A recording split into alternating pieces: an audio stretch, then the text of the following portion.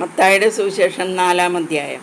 സ്നാനം കഴിഞ്ഞയുടൻ യേശു വെള്ളത്തിൽ നിന്ന് കയറി. അപ്പോൾ സ്വർഗം തുറക്കപ്പെട്ടു. ദൈവാത്മാവ് പ്രാവിൻ്റെ രൂപത്തിൽ തൻ്റെ മേൽ ഇറങ്ങി വരുന്നത് അവൻ കണ്ടു. ഇവൻ എൻ്റെ പ്രിയപുത്രൻ, ഇവനിൽ ഞാൻ പ്രസാദിച്ചിരിക്കുന്നു എന്ന ഒരു സ്വരം സ്വർഗത്തിൽ നിന്ന് കേട്ടു. അനന്തരം പിശാചിനാൽ പരീക്ഷിക്കപ്പെടുന്നതിന് യേശുവിനെ ആത്മാവ് ഒരു മരുഭൂമിയിലേക്ക് നയിച്ചു. യേശു 40 ദിനരാത്രങ്ങൾ ഉപവസിച്ചു. അപ്പോൾ അവന് വിശന്നു.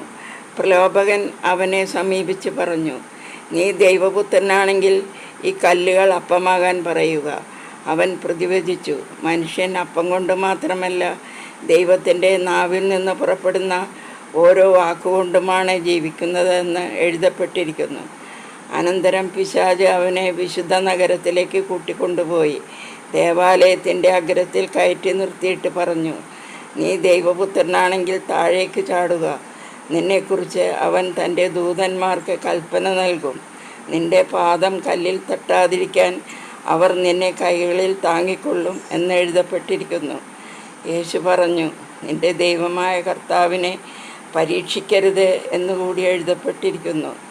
വീണ്ടും പിശാച് വളരെ ഉയർന്ന മലയിലേക്ക് അവനെ കൂട്ടിക്കൊണ്ടുപോയി.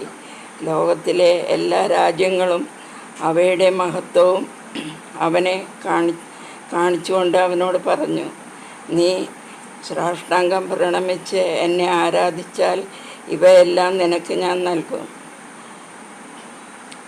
യേശു കൽപ്പിച്ചു, സാത്താനെ ദൂരെ പോവുക. എന്തെന്നാൽ നിൻ്റെ ദൈവമായ കർത്താവിനെ ആരാധിക്കണം, അവിടുത്തെ മാത്രമേ പൂജിക്കാവൂ എന്നെഴുതപ്പെട്ടിരിക്കുന്നു. അപ്പോൾ പിശാച് അവനെ വിട്ടുപോയി. ദൈവദൂതന്മാർ അടുത്തു വന്ന് അവനെ ശുശ്രൂഷിച്ചു.